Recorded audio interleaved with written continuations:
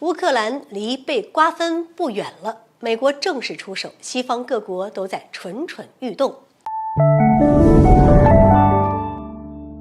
各位好，欢迎来到新乐锐评。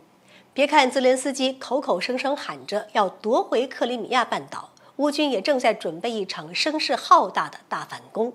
但实际上，乌克兰距离被瓜分已经不远了，因为白宫已经正式出手。乌克兰最值钱的那部分已经落入了美国的口袋当中，西方各国也在蠢蠢欲动。众所周知，在俄乌冲突爆发以后，西方国家向乌克兰提供了大量的援助，其中最多的就是军事援助了。在这些援助当中呢，一部分是出于人道主义免费捐赠的，而另一部分则是需要乌克兰付出相应的代价。毕竟谁的钱都不是大风刮来的，再加上现在全球的经济形势都不太好，很多国家都面临着债务危机和通胀危机，这也就导致在支援乌克兰的同时，他们也必须收取相应的费用，否则根本无法跟国内民众交代。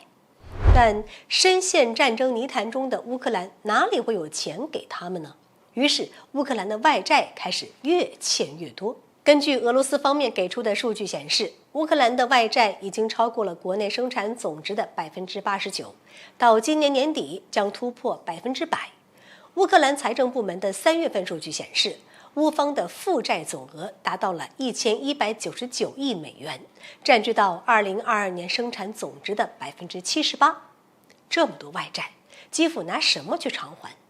即使是俄乌冲突现在就结束，乌克兰全境也是百废待兴，连基本的国家重建资金都没着落，哪里还有资金去还债呢？不继续借都算不错的了。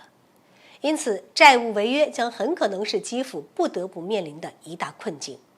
美国作为乌克兰的债主之一，是肯定不愿意吃亏的。实际上，乌克兰最值钱的那部分资产已经落入到了美国的口袋当中。根据媒体报道，乌克兰政府和美国贝莱德公司已经在本月签署了一份成立乌克兰发展基金的协议。根据协议，贝莱德公司将会对乌克兰的能源、基础设施以及农业等各领域进行投资。在俄罗斯专家看来，这份协议实际上意味着乌克兰的主要资产已经被悉数抛售给了美国人，从黑土地到电网一应俱全。贝莱德公司是全球最大的资产管理集团，其总资产比德国和法国的国内生产总值加起来还要多。它不仅是很多军工企业的股东，还管理着美联储债券的购买计划，跟美国政府之间有着很深的关联。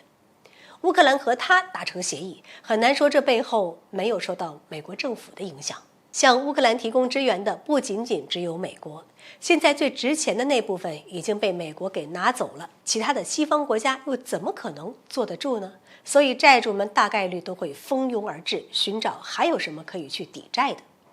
对于美国和乌克兰政府的这份协议，匈牙利专家只说了一句话：乌克兰已经被卖掉，战争将毁灭一切。由此可见，乌克兰距离被瓜分已经不远了。好了，本期节目就到这里，欢迎各位点赞转发，留下您的精彩评论。